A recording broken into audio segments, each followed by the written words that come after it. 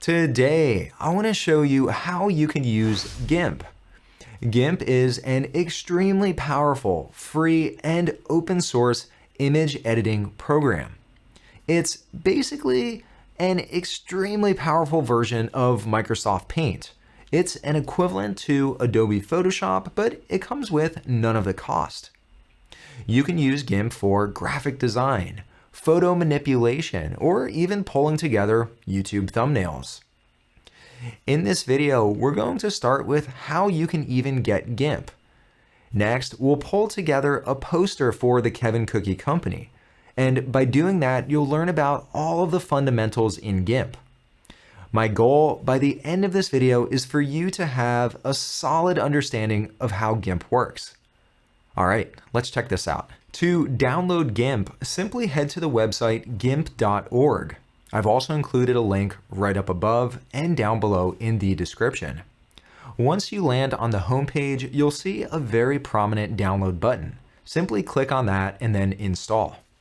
Now, GIMP is completely free, but one thing to call out, if you find that you're getting a lot of value from GIMP, I would recommend donating. On the homepage in the top right-hand corner, you can donate to support the continued development of GIMP. Once you launch GIMP, you'll see an interface that looks like this. And at first glance, it might look a little bit intimidating. But don't worry, we're going to walk through step by step how most of this works. In the top left-hand corner, you'll see the toolbox. This contains all of your different tools that you can use to manipulate your image.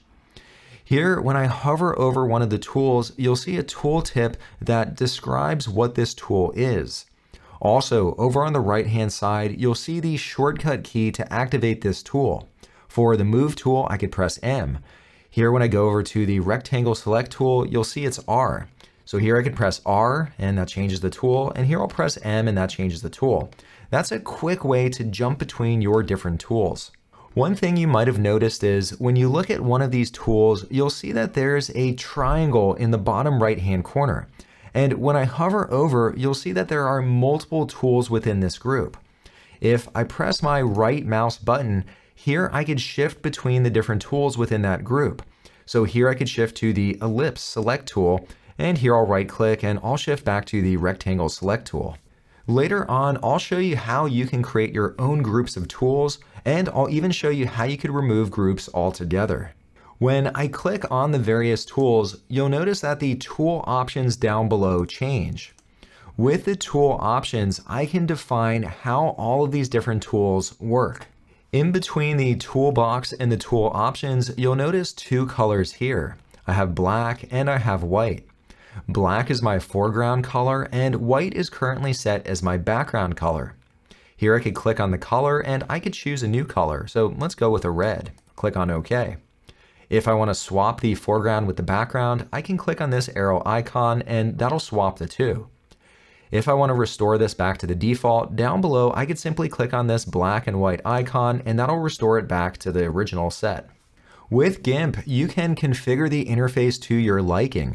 Here with my toolbox and the options, I'll click on this line right here and I could expand it or I can contract it. I could set this to the exact dimensions that I like.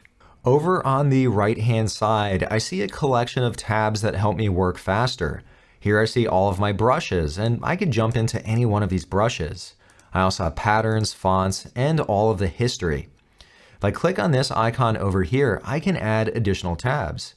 Let's say, for instance, I want to work with gradients. Here I'll add the Gradients tab, and here I can very quickly choose a gradient. If I no longer want this tab open, I can click on this once again, and here I'll select Close Tab. Along with opening and closing tabs, here I can drag one of these tabs out, and I can move it into its own separate window. Here I'll close it again. Down below, I have some additional tabs here for layers, channels, and paths. And later on, we'll get into how you can use some of these. And also down below here, I could also customize the tabs that I have available in this section. Next, we're going to look at the menus across the top. Up on top, you have your file menu, and this is where you could do things like open, save, or print out your image. You also have the edit menu, and this is where you could do things like undo or redo or cut, copy, paste. Next to that, we have the selection menu, and this is where you work with selections. Later on, we'll get into how this works. You also have the view menu. This is where you could adjust the magnification. You could turn on or off grids. This menu does not affect the image itself. It's simply how you view the image. Next to view, we have the image menu, and this is where you can make changes to your image. You could create a duplicate copy. You could scale your image, so if you want it larger, smaller. You can make transformations, like rotate the image. Next to that, we have the layer menu, and we're going to work extensively with layers today. The easiest way to think of a layer is it's like a stack of slides, and when you look through them, you see a composite of all of their contents. You'll have the first slide on top and the last slide at the bottom. And if that doesn't make that much sense yet, don't worry, we'll get into how it works. Next, we have the colors menu, and this is where you can adjust the colors of your image. We also have the tools menu, and this is where we can select all of the different tools that are available in our toolbox. So it's just another way of getting to that same set of tools. Next to tools, we have the filters menu, and this is where you can apply different creative effects to your image. We also have windows, and this is where you could adjust all of the different dialogues and docs that are visible on your screen. And last, we also have the help menu. You've probably noticed that you can customize quite a bit with GIMP. Next, we're going to look at how you could customize just about the entire experience to fit your style of working. Currently, I have everything contained within one window in GIMP, but I can also have all of these docs appear as separate windows. Here I'll click on the Windows menu and I'll turn off single window mode. And here now you see I have multiple windows with the experience. I'll go back to single window mode. There are a lot more customizations that we can make. I'll go up to the Edit menu, and down here let's click into Preferences. You'll see that there are many different preferences that we can adjust. I'm going to just hit on some of the major options. Right here under Theme, you can select whether you want a dark theme, and that's currently the default. But here I could switch into a light theme. I'll go back to the dark theme. I could also choose different icon themes, and here you see that it's currently set to symbolic, but here I could change it to color icons. So if you prefer that, you can change it. I'll go back to symbolic. Right here, I could also adjust the toolbox and what tools appear within the toolbox. Here, for example, I could turn off the move group, and you'll notice that it disappears from my toolbox. Here too, you'll see that everything is currently within a group. I could move different items between groups, or even I could turn off groups altogether. So here I see all of my tools just in one view. I'm going to leave it set to the default, and for now, this is all I'm going to change. Here, I'll click on OK. With all of that now out of the way, let's design a poster for the Kevin Cookie Company. First, we're going to create a new file. Let's go up to the File menu and then select New. Within the New dialog, right up on top, I can start from a template, and you could even create your own templates. Here I see many different options, and the GIMP developers have a pretty good sense of humor. Here there's even a template for toilet paper, if that's what you fancy. Here I'll go back. Now I want to create a poster today for the Kevin Cookie Company.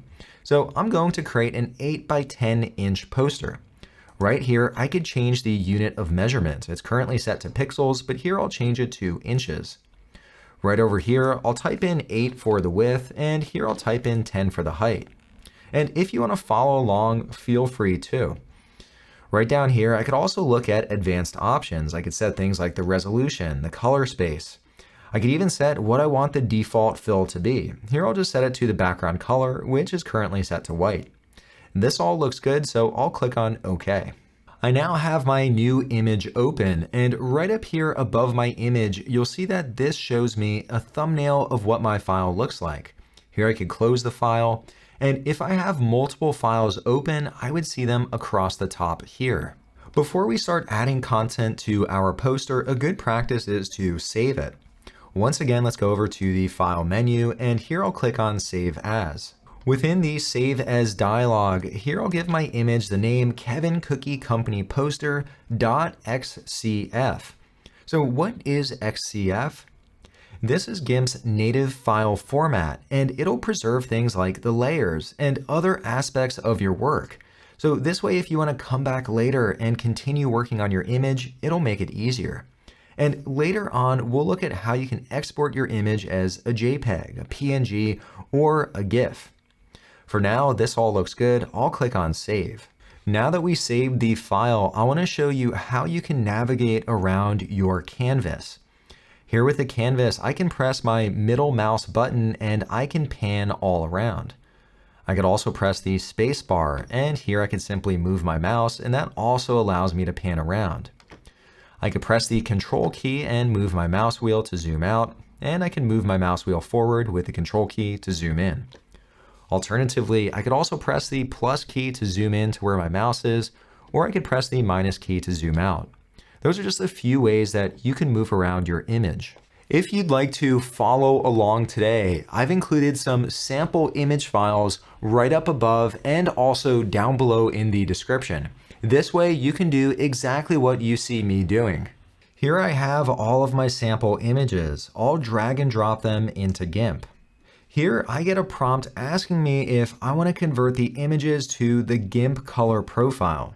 Let's click on Convert. I can now see that GIMP added all of my images to the canvas. Also, over on the right-hand side, I can see that it created a new layer for each one of my images. Here, the stack of cookies, that's the topmost layer, and I also see it on the top of the list over here. So what is a layer? Layers allow you to work on items independently from one another. Here, I could hide different layers. So let's say I want to hide the stack of cookies. Here, I'll click on the eye icon, and the stack of cookies disappeared. Here, the Kevin Cookie Company logo is next, and I could hide that layer. Here I'll hide the next layer, and here we're back to the canvas or the white background. Here I could click on each one again, and I could show each layer once again. Let's say I want to work with just one particular layer, let's say the logo. I could press the Shift key and then once again click on the eye icon, and this will be the only layer visible. You'll notice that there's a checkerbox background behind the logo. This means that it's a transparent background. To show all my layers again, once again I'll press the Shift key and click on the eye icon, and here I can see everything. I also have a few different settings related to layers. I could choose how I want to combine the different layers. I could choose the transparency or the opacity. So here with the stack of cookies, here if I lower the opacity, you'll see that it's semi-transparent and I can see what's behind it. Here I'll increase it again. I could also lock different elements. Here, for example, I could lock the pixels, the size and the position, and also the alpha channel. For the poster, I want to work from the back of the poster or the bottommost layer up to the topmost layer. So I want to start working with the background. Here, I'll hide the top 3 layers, and here I can just see the background.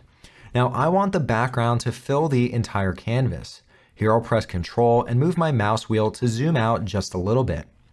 Over on the left-hand side in the toolbox, here I'll select the Scale tool.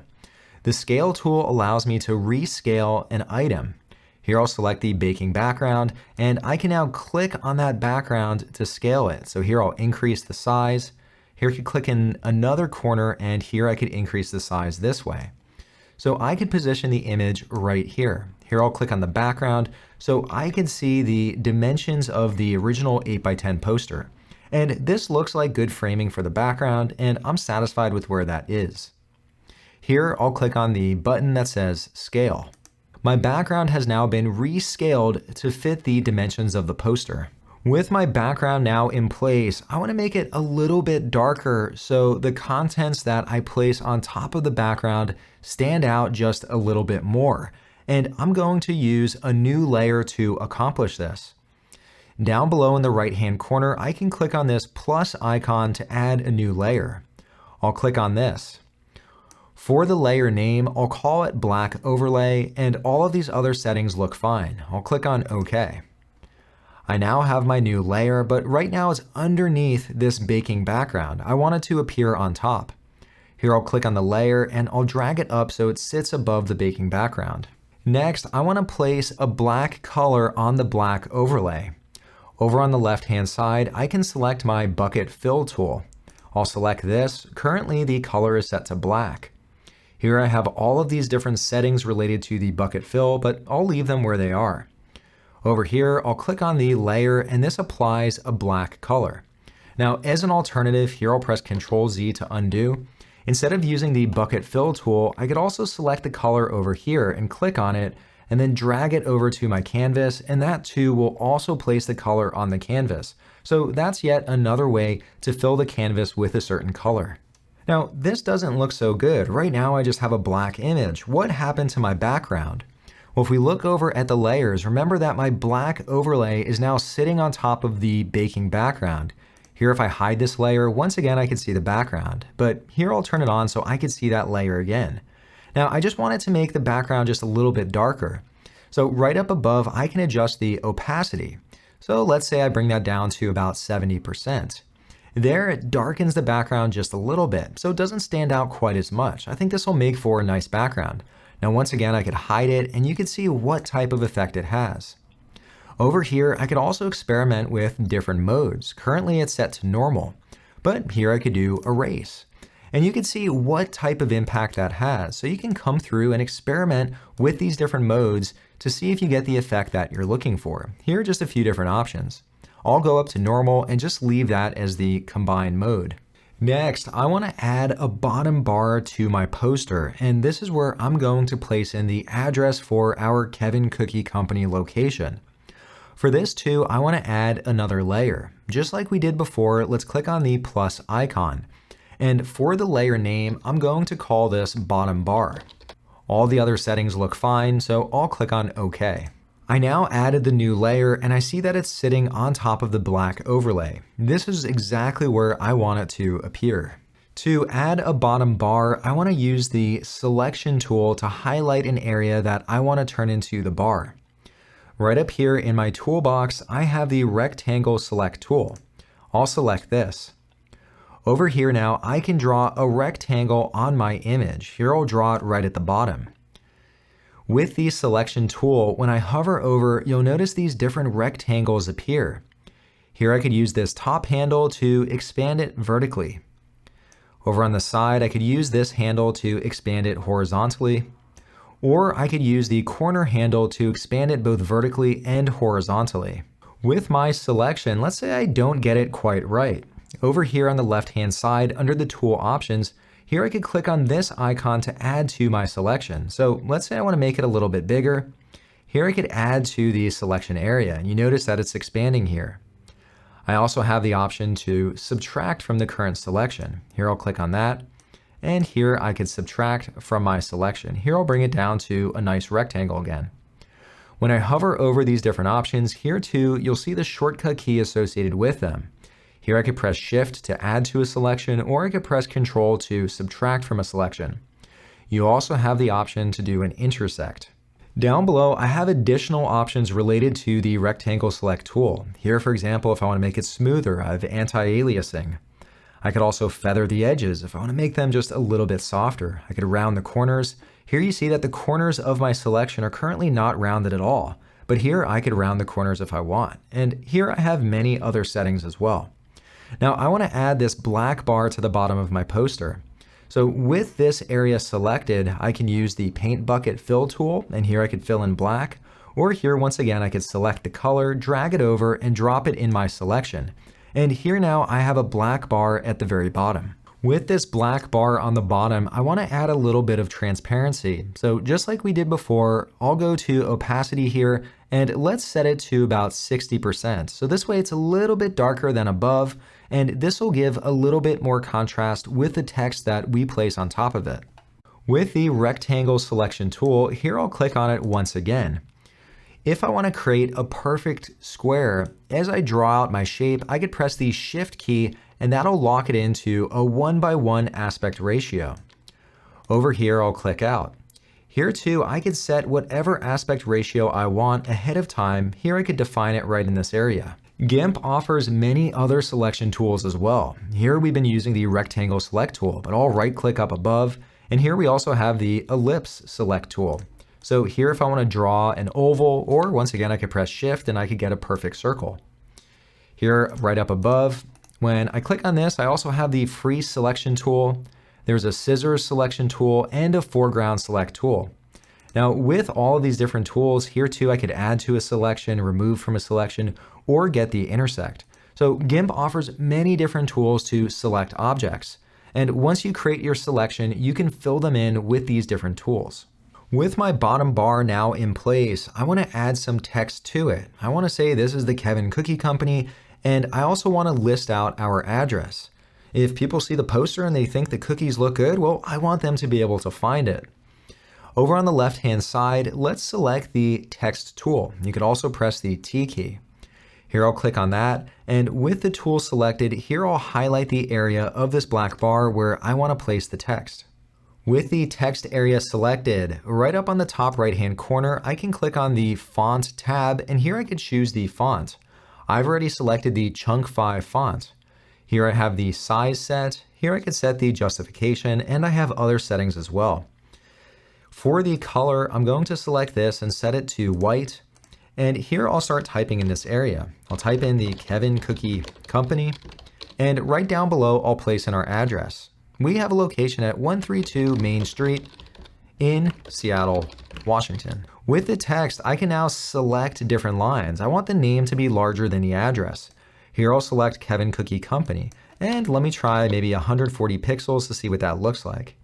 Here I could also expand the selection just a little bit for all of the text to fit.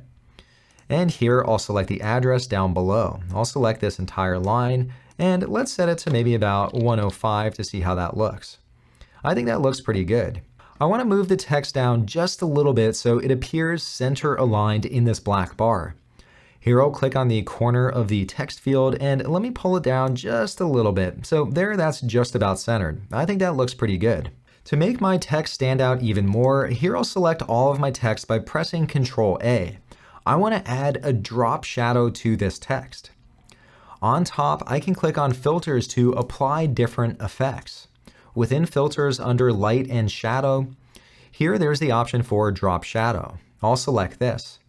And here I could configure how I want my drop shadow to look, but I think the default looks pretty good. It adds a little bit of a shadow down here. This all looks good, so I'll click on OK. Over on the right-hand side, you'll see that it automatically added my text as a new layer, and it sits right on top of my bottom bar. And let's say I want to hide this bar altogether. Well, I'd have to hide this layer, and then I'd have to hide the black bar. But let's say I just want to hide them just all together. I can create layer groups. Down here in the bottom right-hand corner, I can click on this plus icon, and that'll create a group. Here I'll call the group bottom bar. With my group created, here I could drag different items into that group. Here I'll take the text and drop it into the group.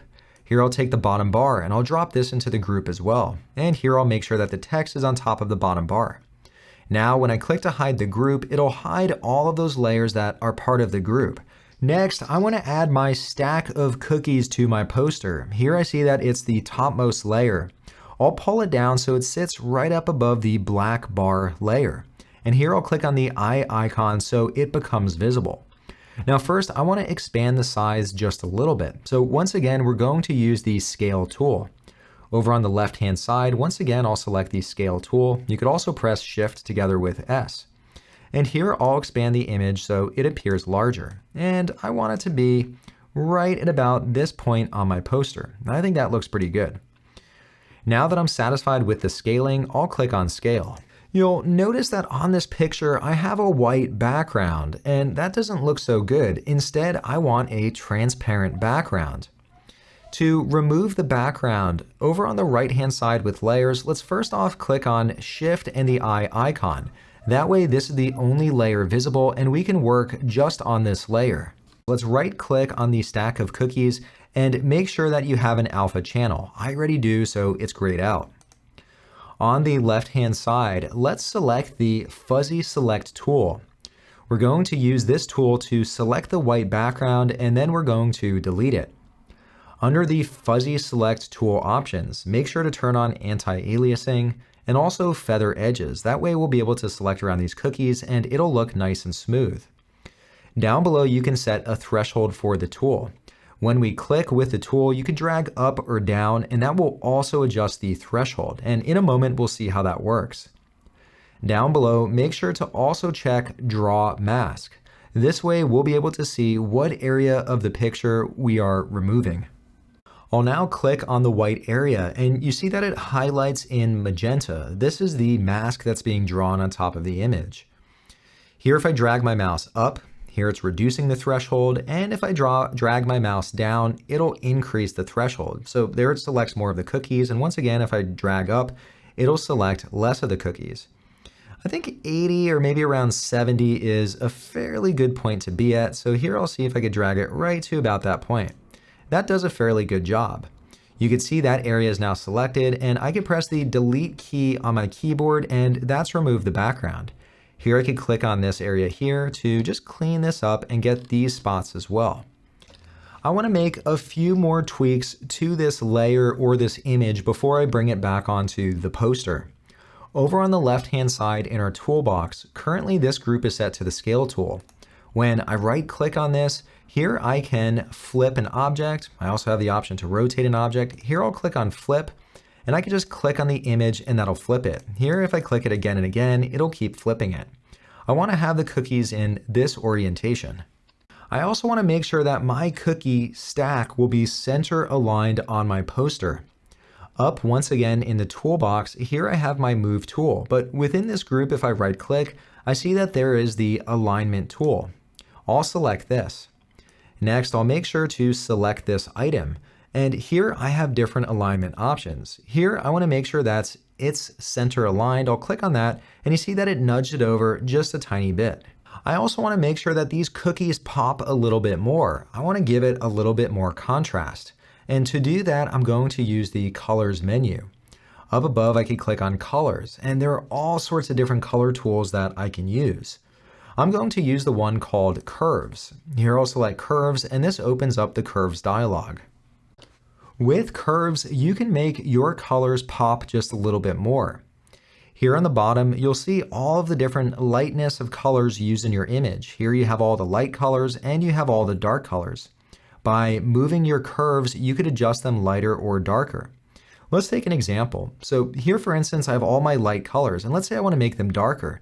Here I could drag this point and I could drag it down. And as I drag it down, you can see that I'm moving down this bar and the entire image is getting darker. So all my lights are becoming darker. I'll pull that back up. Let's say I want to take all of my darks and I want to make them lighter. I could click on this icon and I could drag this up, and you see my entire image is becoming lighter. Now, of course, I don't want to make such a drastic change. Those cookies won't look good. I just want to make subtle changes to make it pop just a little bit more. So I want to make the lights just a little bit lighter and the darks just a little bit darker. Once again, I just want to go with subtle changes. So here I'll click right up here on my curve, and we'll make the lights just a little bit lighter. And down below, here I'll click on the curve once again, and I'll make the darks just a little bit darker. And this forms an S curve. That's a really nice way to add some contrast, or basically give it a little bit of pop. This looks pretty good now, so I'll click on OK. These cookies are looking pretty good. I'll press the Shift key and the eye icon to once again reveal all of the different layers. Here I'll hide the top two layers, and you can see my cookies on the poster. I think that looks pretty good, and the color looks pretty fantastic. Next, I want to work on the logo. Here I'll click on the KCC logo layer to make it visible. The logo is currently sitting on top of my cookies, but I don't want it to appear there. So I'm going to move it and I'm going to scale it so it appears larger. I'll make sure to select the KCC logo layer. So here I could see it's selected with this yellow line around it. And you could probably already guess what tool we're going to use. Here I'll select in this category, and let's make sure to select the scale tool. I'll click in the middle of the logo, and here I can move it up to the top. Here I'll select the handle on the edge, and I can increase the size of it. Here I'll try to place it in the center, but later on we can use the alignment tool to get it perfectly centered. This looks like a pretty good size for the logo. Here I'll click on the scale icon. Let's now make sure the logo is center aligned. Here I'll click on the alignment tool. Here I'll make sure to select the logo, and here let's click on center align, and there it nudged it over just a tiny bit. That looks pretty good now. Now, one thing I noticed is with my cookies here, it looks like there's a slight white border around that. And when we use the fuzzy select tool, it looks like it missed removing that. But that's no problem, we can very easily crop that out. And this is a tool that you'll probably use often. Over on the right hand side, let's select the stack of cookies layer. Here I see the yellow border indicating that this is the layer that I have selected. Within the toolbox, let's select the crop tool. And here I'll simply drag around my cookies and I'll make sure not to include that white border. That all looks pretty good, so I'll press the enter key and it's now cropped out those edges. On the poster, I want to make sure that we include our slogan on here. Deliciousness in every bite. It's true, these cookies are delicious. Just like we did to add the cookie company name on the bottom, we're once again going to use the text tool.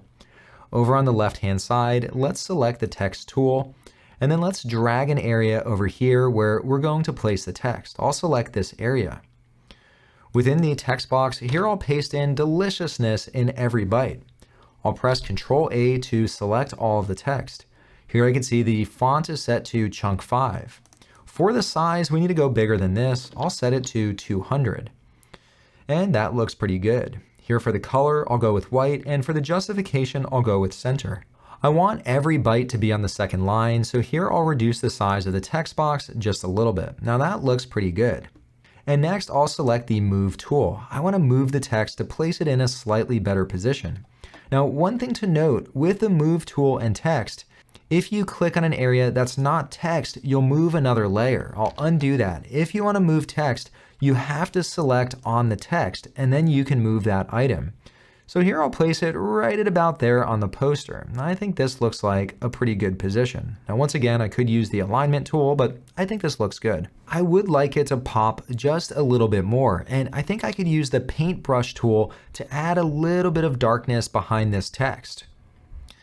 Over on the right-hand side, let's add a new layer. Once again, let's click on this plus icon, and here I'll call this Pop Text.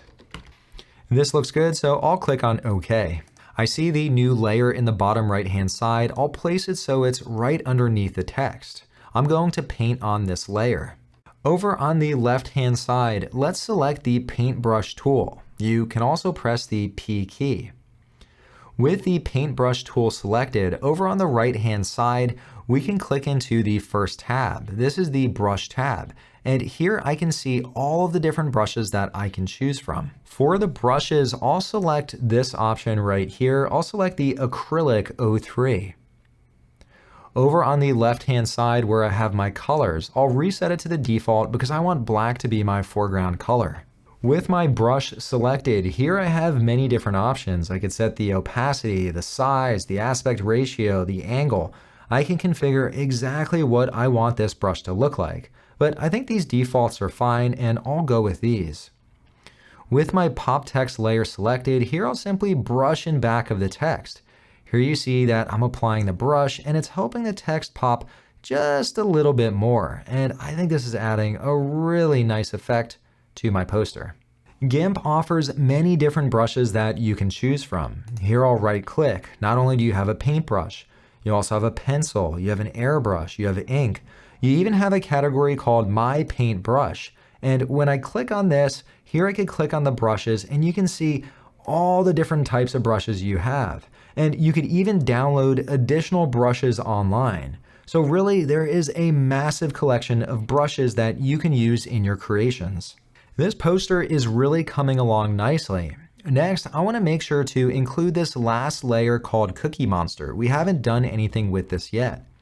Here I'll click on the eye icon and Cookie Monster is now visible. I'll click on the move icon and here I'll select Cookie Monster and I can move him down to the corner over here. So it just adds a nice pop of color in the bottom left-hand corner. As a very small tweak, and while I have the Move tool selected, I'll select my stack of cookies and let me move it down just a little bit here so it sits a little bit closer to the bottom bar. I think that looks good. One more tweak I want to make, I want the background to be a little bit blurred out so the text and the cookies and the logo stand out just a little bit more. Over in the bottom right-hand side, let's select the baking background layer. Then let's go up to Filters, and within Filters, click on Blur and then Gaussian Blur.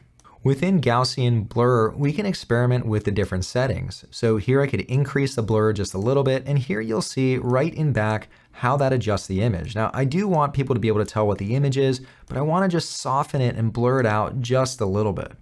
I think this looks pretty good. I'll click on OK. This poster is now looking fantastic, and I think we're just about done. Now I want to save the file so I can export it to the web. You'll be seeing this image all over Facebook, Twitter, and Instagram. Up in the top left-hand corner, let's click on the File menu and then select Export. Right here, I could type in a name, and by default, it's set to PNG. Over here, I could expand Select File Type, and I could choose whatever file type I want. Here I have GIF. If I go down, you'll also find JPEG and all of the most popular file types. I'm okay with this being a PNG, so I'll leave that and then click on Export. Here I can configure various settings related to PNG, but all of this looks good. I'll click on Export. And check that out. Here is the PNG with the poster that we created. I don't know about you, but I think this looks pretty good. All right, congratulations. You just designed a beautiful looking poster for the Kevin Cookie Company. In fact, we might even hire you as one of our designers. To watch more GIMP videos like this one, check out the playlist right up above. Please consider subscribing, and I'll see you next time.